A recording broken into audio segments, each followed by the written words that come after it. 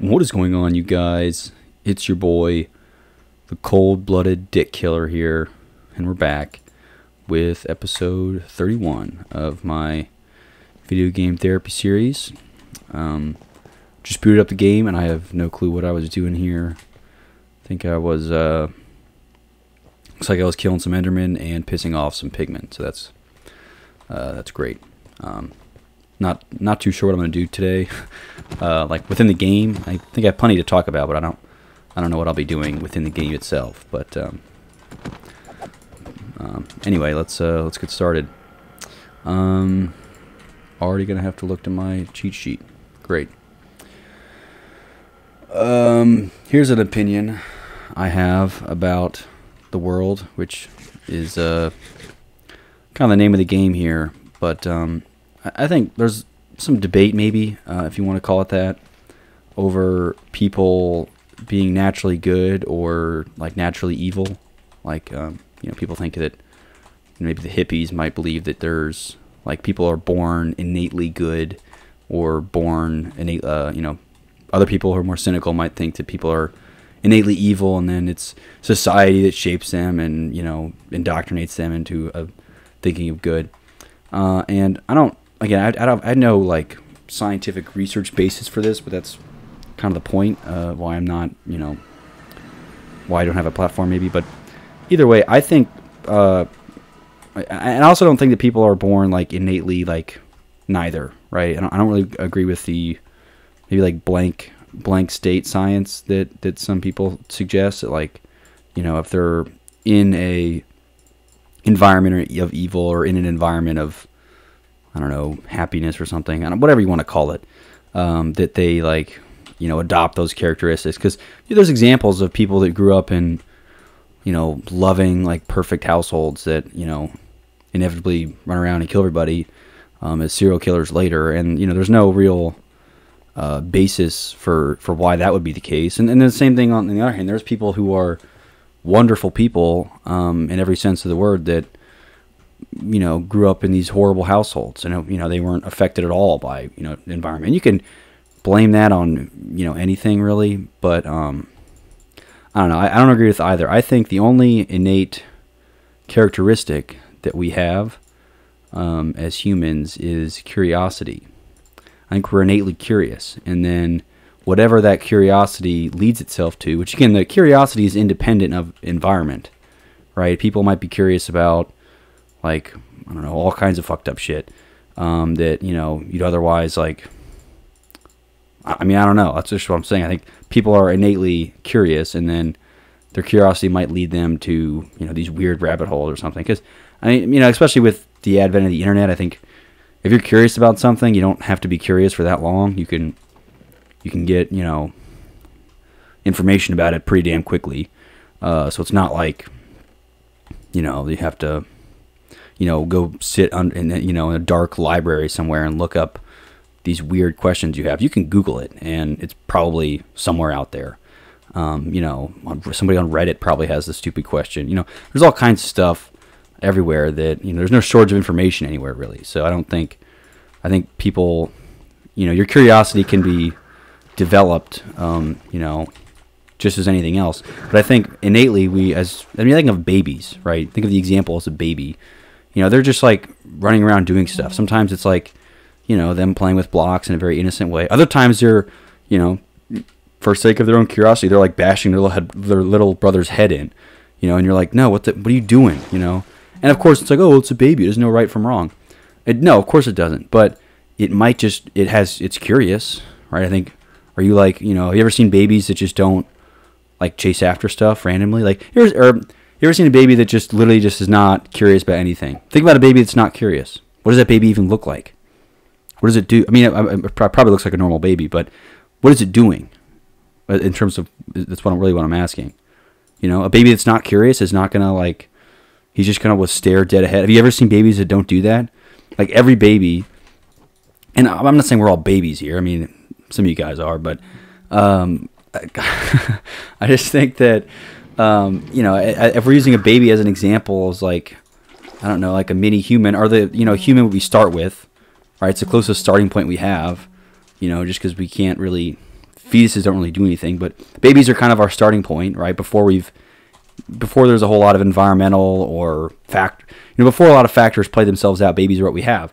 So if you look at babies and their behavior, curiosity is really what they're defined by, right? Babies are, that's the name that comes to mind when you think of babies. What are babies? They're just curious about shit. And, they'll just do, I don't know, they'll do weird stuff. But it's not because they're like evil or because they're good or something.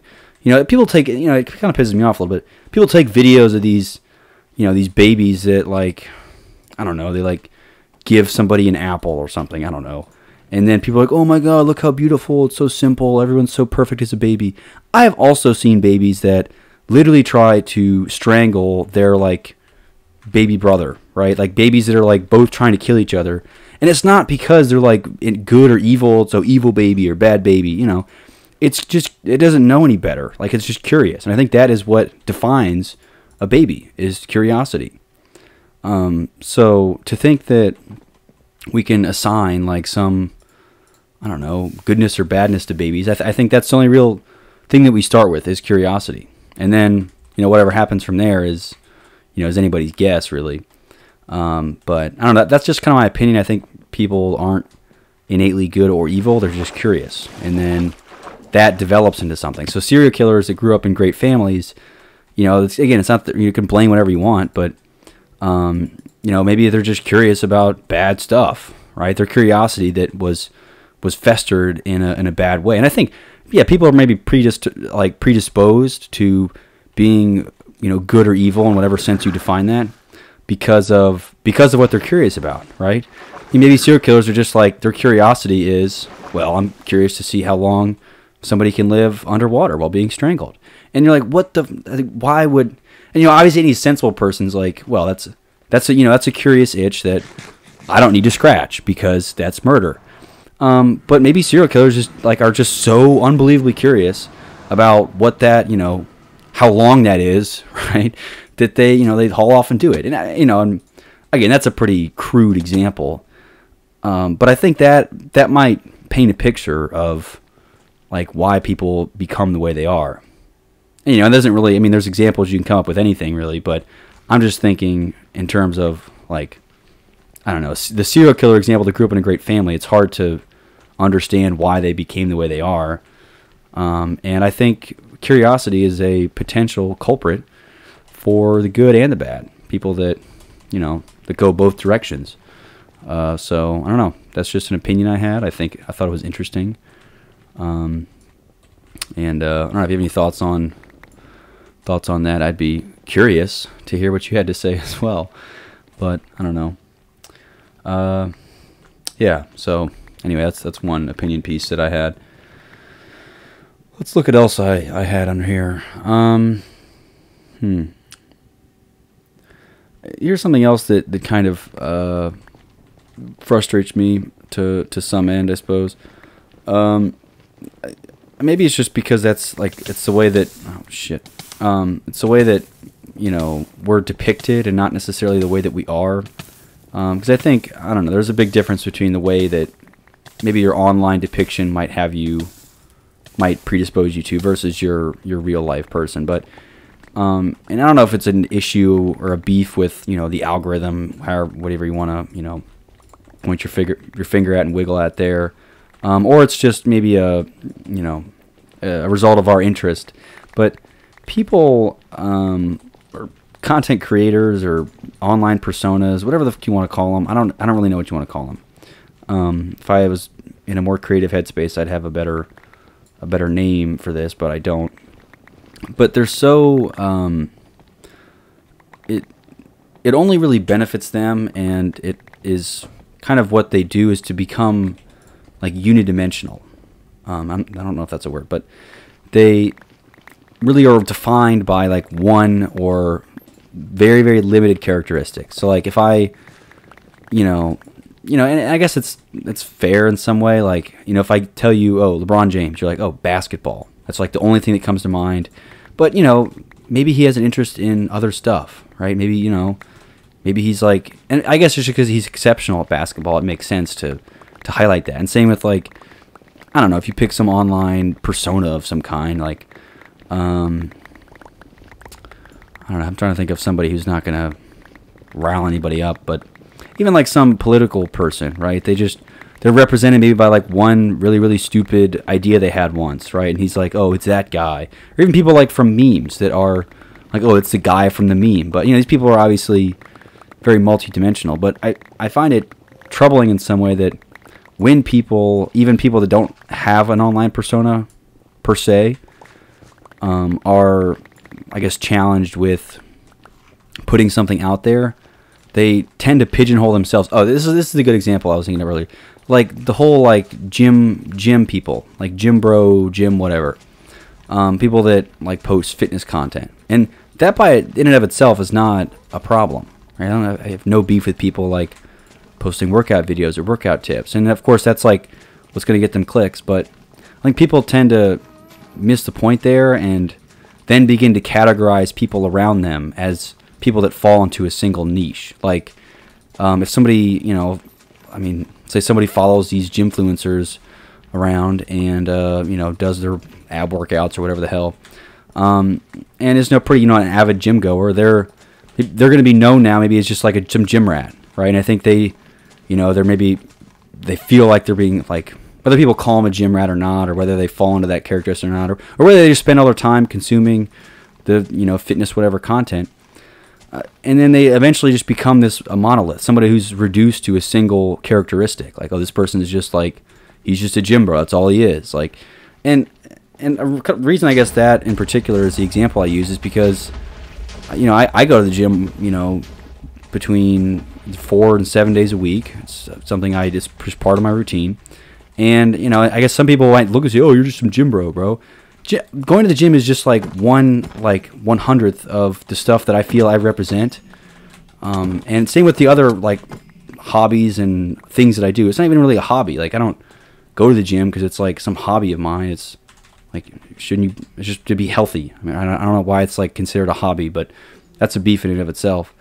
But why is it that we reduce everyone down to like their one characteristic, right? Not to say that we should start like, oh, let's like get, you know, involved in LeBron's, like, you know, maybe he's a good cook or something. And I've, you know, that's probably even worse.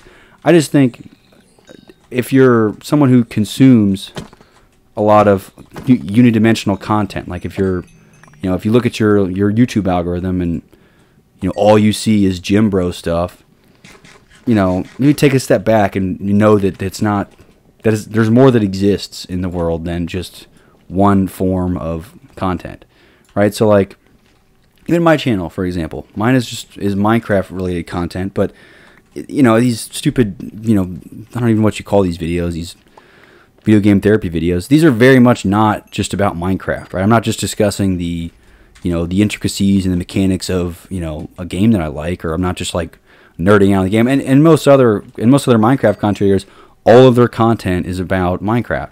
Not to say it's an issue, like for them, obviously they're doing it because if they started making philosophy content and they were just, you know, just your average person, you know, when it comes to that, or they weren't really interesting in that way, they'd lose their audience. So I'm not blaming the creators.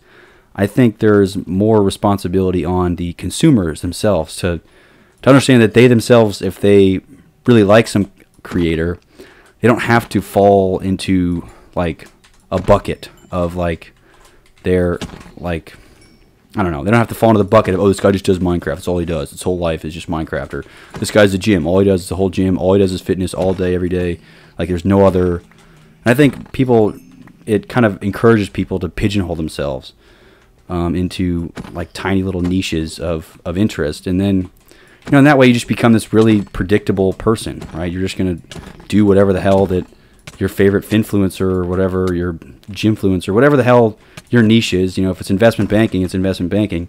But, you know, I think as a consumer, you should strive to consume a variety of content such that you're not reduced down to one, you know, ideology or one thought process when it comes to anything really. So I don't know. I just kind of think that it's so easy for us to, what's this idiot doing?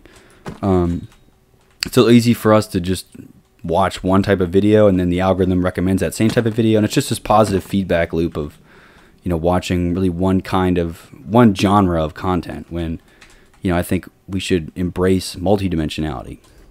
And, I guess the one thing is that might encourage people to, well, content creators at least, to maybe like grow outside their niche, which I've mentioned as a problem before. I don't think Neil deGrasse Tyson should be running around giving people fitness advice, just because he's multidimensional. I'm not saying that, but I think like consuming from a variety of content is really important, and the algorithm doesn't really like.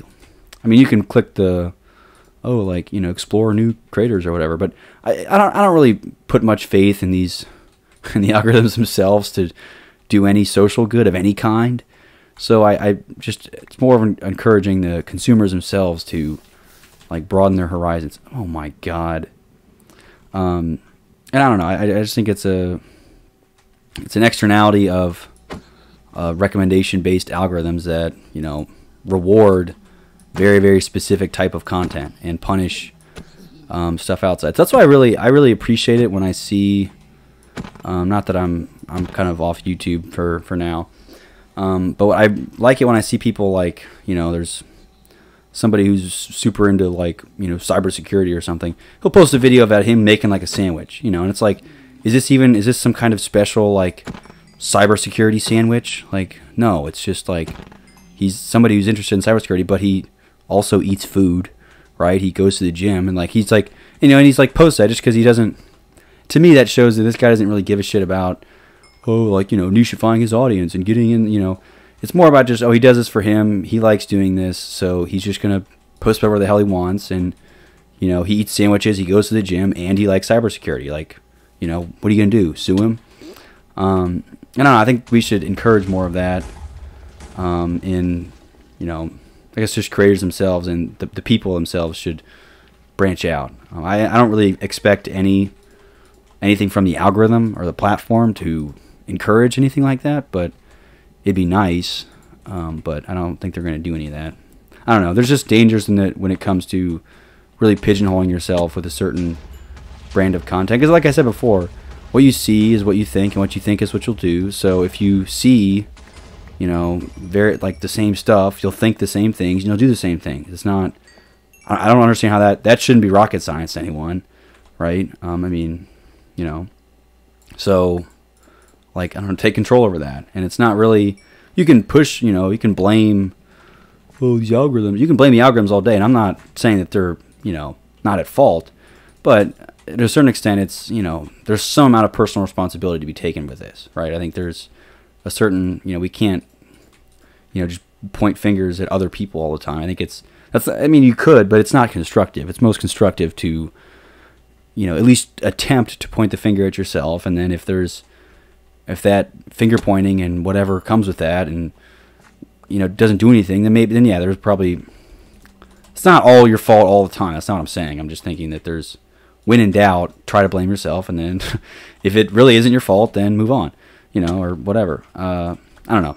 So it's my thoughts on just multidimensionality. I think it's a shame that people are so often reduced to, one ideology they had, or one little thing that they have to do, and they feel a lot of pressure to produce, and maybe part of it is just there should remain like right now, I think historically and even to this day, I think there's a healthy kind of balance of creators, meaning that there's not a monopoly on content creation, right? Because I could see a day in the future where the only content that's online that gets any traction or anything is just like, 3 big creators, or even worse, maybe like 3 production companies that own 3 creators. So like, for example, there would be a fucking idiot.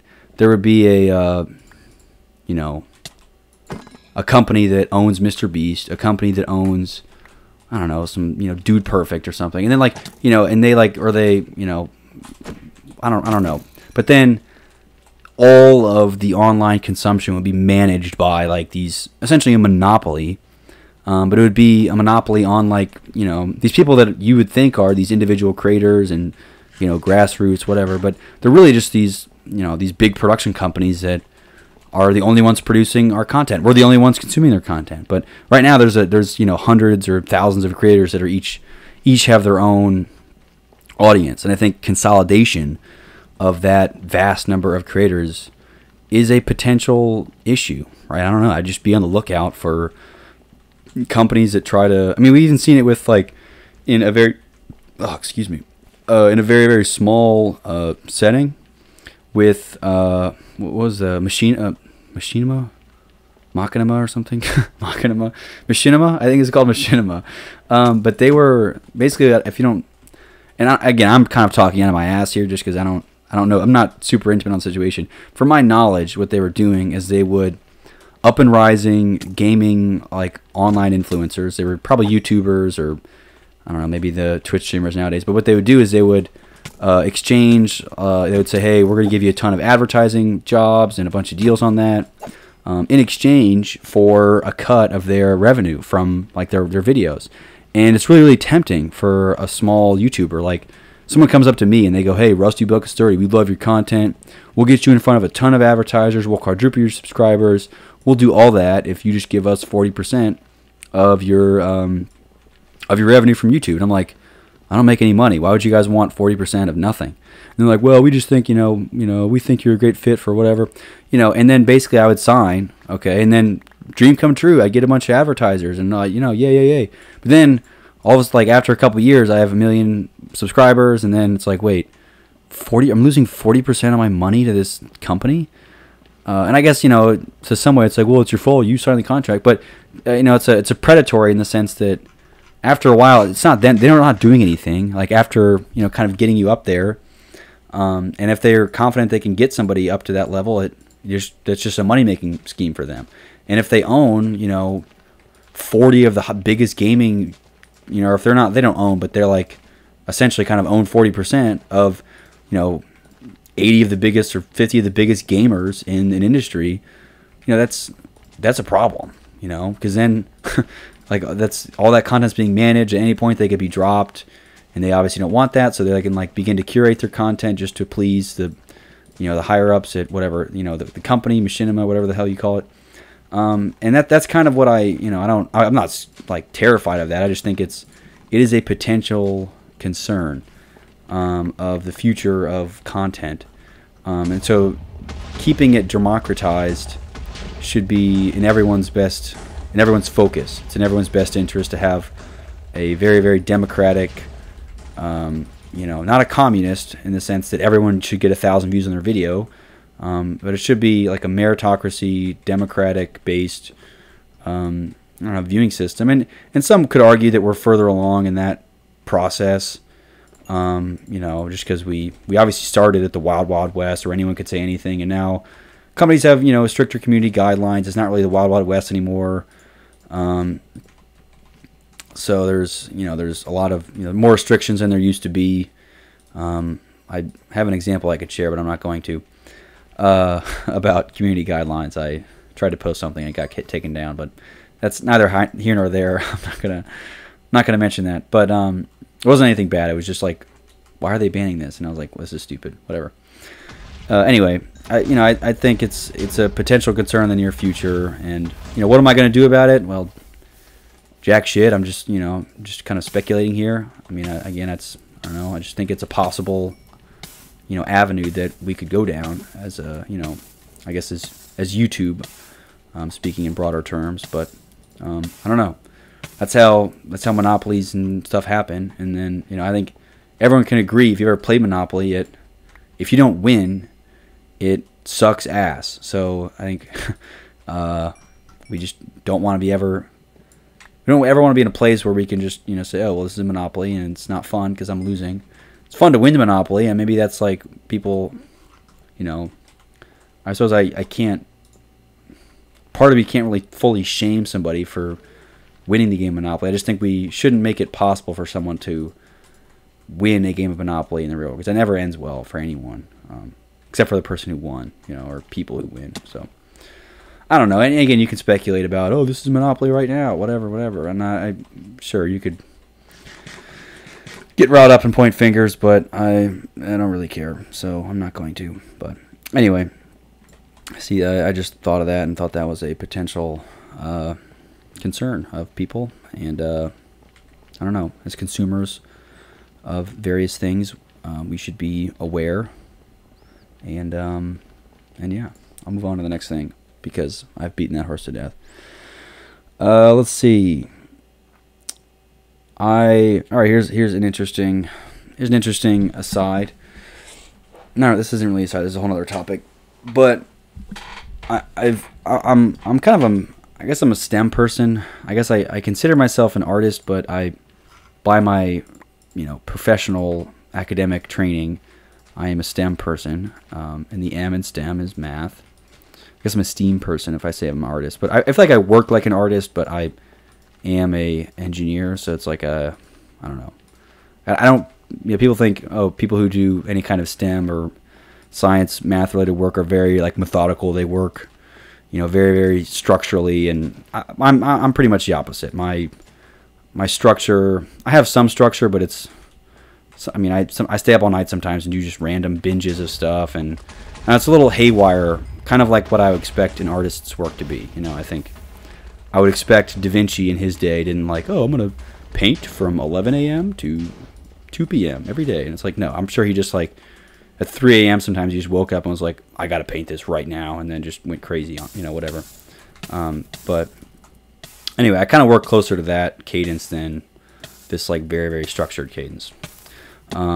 Anyway, what I was saying, I kind of, in the interest of being a math person, I'm always interested in mathematical rules or laws that define, the world. Obviously, there's like there's gravity. That's an interesting thing, a principle that things abide by. But I was thinking more in a I don't know, like design oriented maybe, or just like principles that exist everywhere. These are like universal principles that aren't as well or aren't as measurable. In that sense, I guess they're measurable, but they're not as firm. I don't know. You'll see what I mean when I start talking about it. But I identified 3, and that number is ironic because of one of the rules. But there are 3 kind of mathematical. Again, they're not laws, but they're mathematical principles or like numbers that represent a lot in the world. And the first, because again I said there's 3 is ironic. The first is this rule of thirds, or the rule of 3. If you've ever heard about that, it's an effective. They use it a lot in like speaking or writing. They say, oh, to make sure your stuff's remembered well, do it in sets of 3. So like say things 3 at a time. And you'll see a lot of times in sentences, you'll see like this, that, and this, or like this, or this, and this. Like there's only 3 components when that Oxford comma is in play. Like if something has 4. If there's 4 items in a Oxford comma separated list, it's like weird. Most of the time it's 3. It's this, comma, and this. There's only always 3. And that's just the example in writing. Especially in presentations, the rule of thirds or rule of 3 is a lot.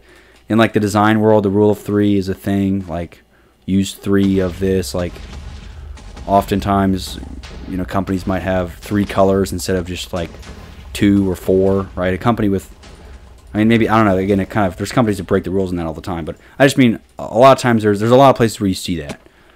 Same as, again, because it's not a strict rule. It's not saying, oh, every time you use this, there has to be 3. It's like, no, this is just something I notice a lot of. 3 tends to be a very, very common number, and I'm kind of using very, I don't know, rudimentary examples, but if you think about this for a little while, I'm sure you can come up with 100 other things that have this rule of 3, or there's 3 items in this. Even like an example would be the triangle is like the most, in engineering, the triangle is the strongest shape, and a triangle has 3 edges and 3 sides, or 3 corners or vertices, whatever you want to call them. So that's like you kind of see it in a lot of places, right? And why 3? I don't know. It's just what we've decided, right? It's not the rule of 5 or the rule of 4. There probably is those rules; they'd exist somewhere, but most common I think is a rule of 3. So anyway, out of the 3, again, rule of 3 rules, not even really rules, 3 like, I don't know, loose, vague guidelines that I've seen in the world. The rule of 3 or the rule of thirds is one that I've noticed and is interesting thing. The second is, I've mentioned this before, and it's something that I'm not really obsessed with it, but I love this idea as something that I don't know, garners a lot of the it categorizes a lot of our behavior as humans, and even not really as a universe. It categorizes a lot of behavior, but the Pareto principle and that's the 80-20 principle. So you've probably seen this. It's also, you can also extend it to be Zipf's law, which is like the distribution of words is equal to 1 over its rank. So like the first most common word is used as used a certain number of times, and then the second most common used word is used 1/2 of the time as compared to the first like word. So I think if you like take any book or any like any book or any piece of writing that's large enough, it will basically conform to Zipf's law, which means I think the number 1 most popular word is like the. So the appears, let's say for example, 1,000 times in, you know, Moby's Dick or whatever, you know, it's not Moby's Dick, Moby Dick. It appears 1,000 times. The second most common word, and again, it's not this, but I'll just use it as an example. Let's say the second most common word in Moby Dick is Moby. That would appear 500 times. And the third most common word would, you know, let's say it's Dick, would appear 333 times. You know, approximately. Again, it's not exact, but if you do that for anything approximately, it'll show up 1 over its rank. So like the 22nd most popular word will show up 1 over 22 times, whatever that is as a percentage. It's very, very interesting, and that's kind of that's an extension of Pareto principle. So the top 20 words, or the top 20% of words, shows up 80%, and 80% of the words in a book are those 20%. Or those, if it's 100 words, it's, you know, those 20 words.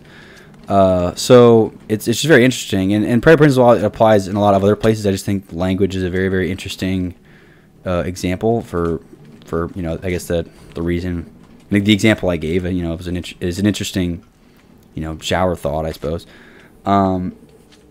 But yeah, it applies everywhere. Like even people say they wear, you know, 80% of their clothes or 20% of their clothes 80% of the time. And again, that depends a lot on the person. But you know, they eat 80% of the food 20% of the time, 20% of their food 80% of the time. You know, there's like all these 80-20 principles that apply everywhere. People like, you know, finances, even like in biology, it applies in a lot of places, like different populations. You know. I don't know. It used to apply within, I think, like democratic financial systems, but not anymore. Now that like 1% hold like 50% of our wealth or something. But either way, it used to apply in a lot of places, and it's just this very, very interesting, like kind of mathematical. It's not a law, but it's just kind of this framework.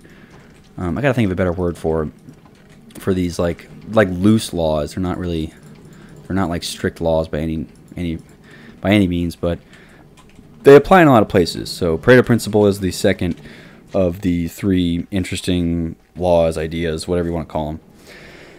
The third, and this is not really, it's not, kind of anticlimactic, I think, if you're expecting something shocking, but it's it's 50-50. It's like yin yang, coin flip.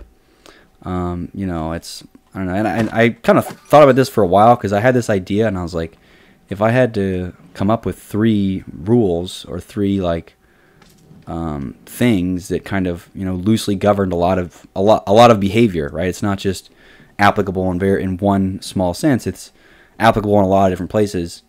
50-50 is another one that I think applies a lot of places, and it's partially because I think so much of you know, I thought of like programming as one thing, like binary is 0-1. 50-50, right? You know, if I had to guess what a binary character would, it'd be 50-50. It'd be, you know, 1 or 0. Coin flip is 50-50.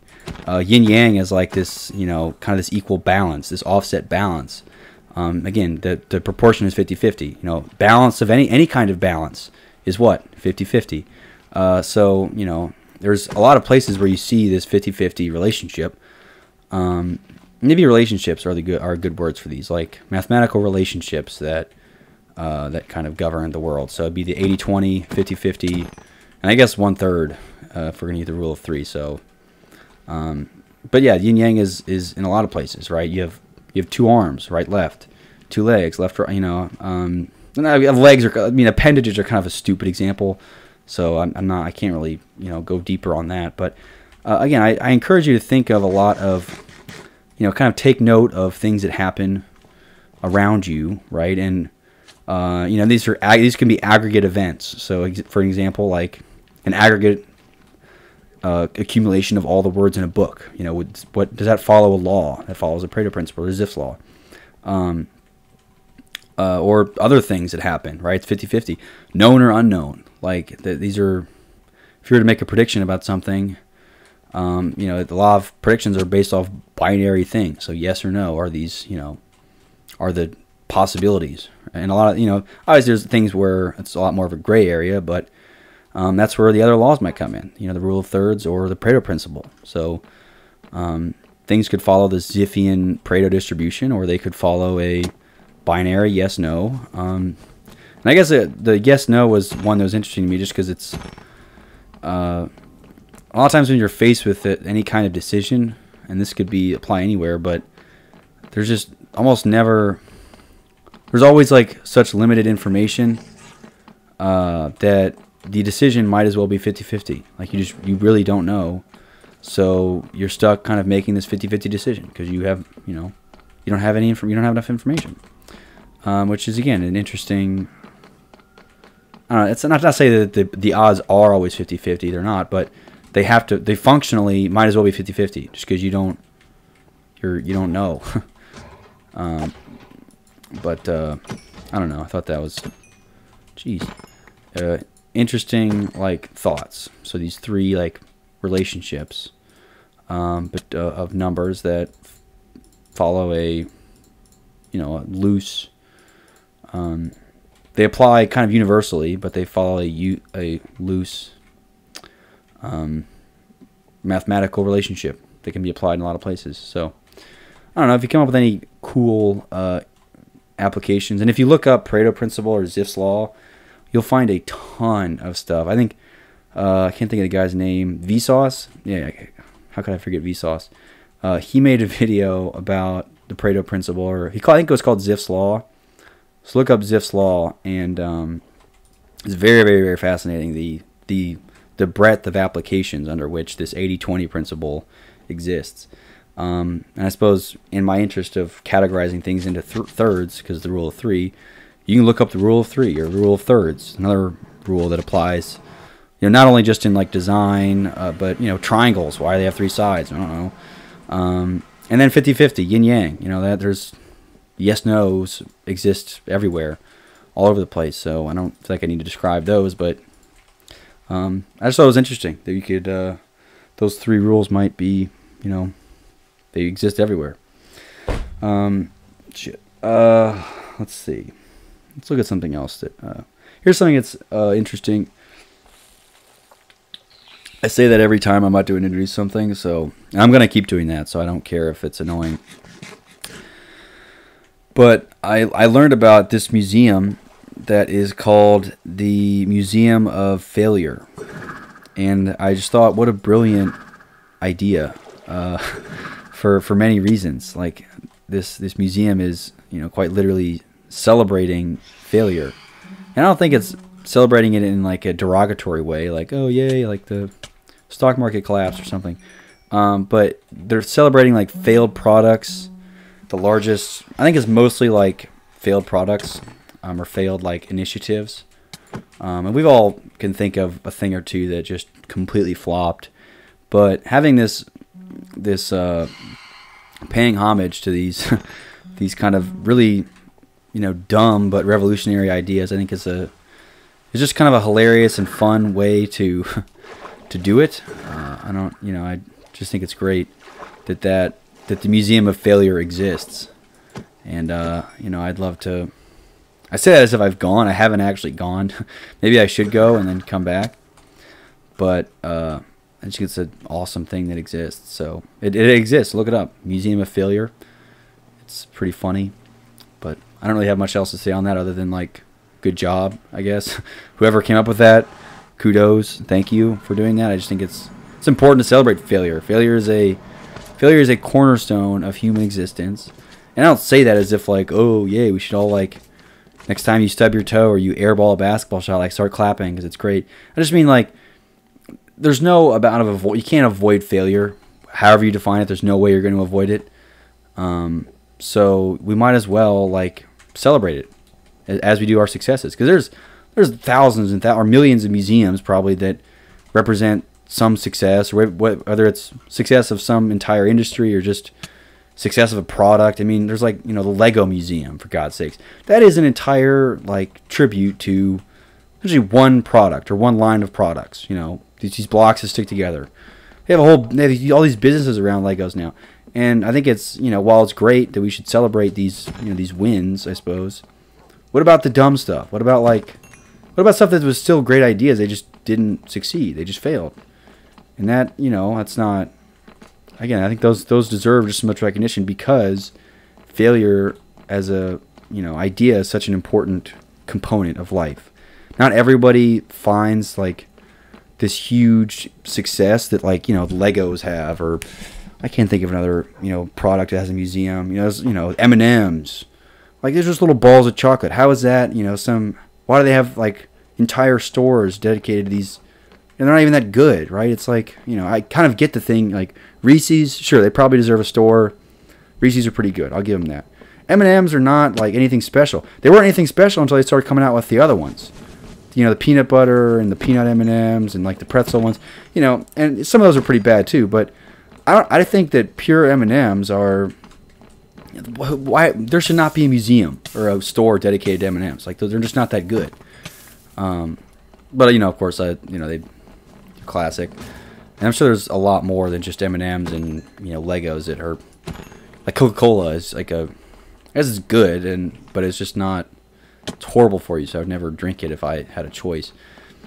But I think we should pay. It's nice to see people. Somebody at least was like, hey, there's all kinds of, like, cool, interesting, potentially revolutionary products and ideas that just flopped. And again, there's probably all kinds of reasons for them.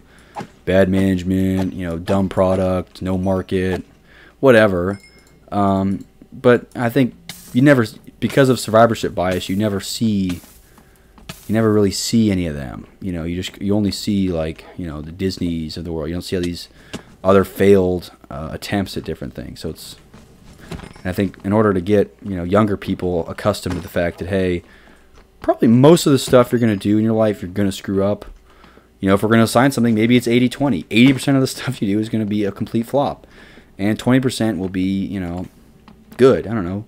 80% of your time will be wasted on garbage that's stupid, and 20% will actually end up being, productive down the line. I don't know. There's probably all kinds of, numbers and figures you could throw out there. 95 or 99% of new businesses fail, but you don't really hear and dive into those failures. You only really hear about, this new dumb startup in California raised $1 gajillion that they make goggles for octopus. They have the dumbest ideas and the ones that get off the ground and go. But there's a lot more that you just don't see and hear about. So I think it's nice. Again, all I'm really doing is just congratulating whoever not only came up with the idea but was able to execute on a museum dedicated to human failure. There's all kinds of human failure. There's societal failure, like the collapse of entire societies has happened. And I think people don't question the importance of studying the fall of Rome. But why not the fall of, edible Tide Pods or something? There's all kinds of dumb ideas that deserve at least our attention to know that, hey, You know, even these dumb things existed at one point, and it's probably good they don't exist because a lot of these are pretty bad ideas. But some of them sometimes get me thinking. You know, I've seen, you know, the few times I do hear about failed products or failed, you know, things or initiatives or whatever. Sometimes I'm like, huh, that's kind of an interesting thing. I wonder, you know, is it just the wrong time for this, or is there something else, you know, or if they're just like, a lot of times they cite just like greed or like management problems as, you know, what screwed it up, which is fair because, again, I don't ever think a lot of times it's not the idea that's the bottleneck. It's all about the execution. You know, it's all execution. Or it's, you know, 80% execution, 20% the idea, you know, a good idea, whatever. Again, you can come up with this, you can come up with stuff like that all day, but I don't know. It'd be interesting to see if you know, it's nice to hear about stuff that, I don't know, could have changed the world but didn't. You know, the second person who made the M&M, and they called it the N in N or something. I don't even know. I don't even know what M&M stands for again. Something money and money. Money and markets, whatever. Anyway, I thought the Museum of Failure is a cool idea. It's nice to laugh and celebrate people's failures. Just to, you know, tell them that it's normal. It's human to completely flop at stuff. And at some point for some reason, we just start to think it's not okay to fail at stuff. And then we, you know, just associate failure with people crying and being sad and all this other stuff. And so now you kind of have to. You're pressured to just, you know, if you miss a championship shot, you can't, you know, you just have to be so angry with yourself and disappointed that you got to go cry and break your hand punching a locker, and then, you know, you got to wait till next season to actually feel okay. When a lot of times it's, you know, it's okay. Failed. It's just part of the human experience, and probably not as fun as succeeding, but, you know, what is it anyway? I guess. Anyway, kudos to whoever came up with and executed on the Museum of Failure. Very good. So here's something else that I thought was cool. So there's all these stupid AI bots and crap that have come out. And to be fair, a lot of the demos you see, you know, online and in different settings are like, you see these new AI tools that come out and like, oh, this looks so cool. And then I actually go out and try a bunch of them. So I just have a burner email that I, you know, punch in, and just so they send me the spam that they want, but I can sign up and make an account because they're just farming emails for that. But when you actually try them, a lot of these tools are like complete garbage. Like, they just don't work. Like, based on the demo, you'd think it'd be like this sweet revolutionary thing that's like everyone's going to use now. Like, I saw one for like making presentations just based off a prompt. You've probably seen one of those too. There's a bunch of them. But I've actually tried a number of them, and I haven't found a single one that is even like usable. Like, they're all like horrible. If you were actually to present on one of these slides, like, because a lot of them, what they do is they take the same basic format of a presentation, and then just like mix in different color schemes, and then like use ChatGPT basically to come up with like crappy, believable bullet points.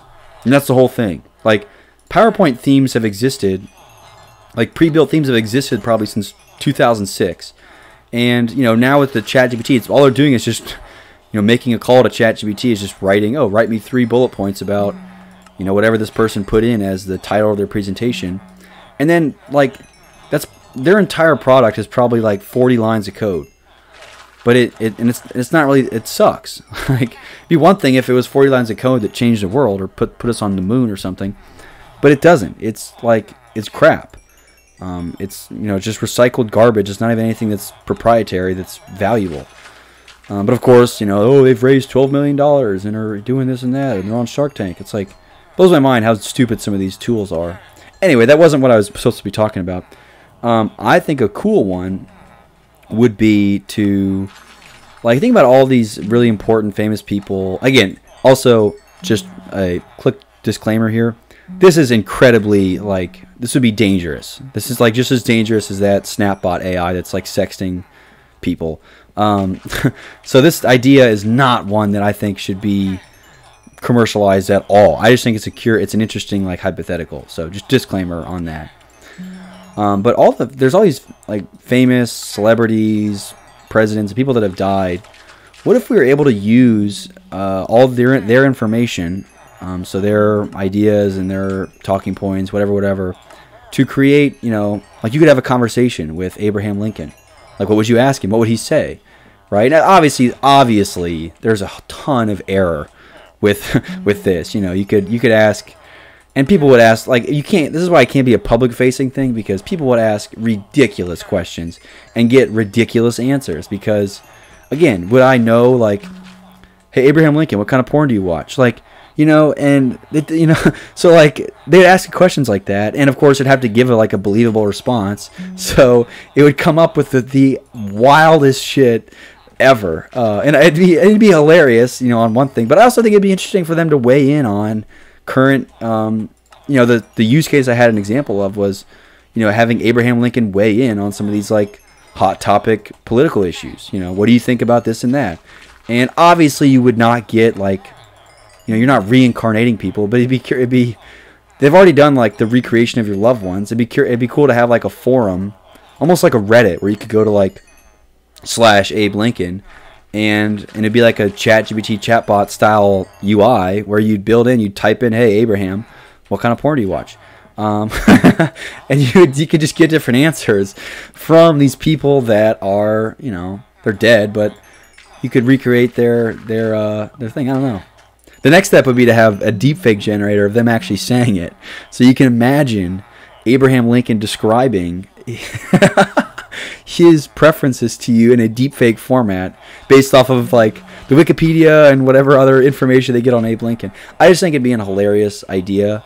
So if you are a full stack engineer with a bunch of time on your hands and no need for money anymore because you've ascended beyond the fiat plane, this is a cool project, and I don't ask for any IP in response for this idea. I just, maybe some credit would be nice, get some clout to my YouTube channel. So if you stumble upon this video and that's why you made your, you can sex with old presidents or something, then I'd appreciate some a call out, a shout out somewhere. But anyway, on that note, I'm going to wrap it up for this episode.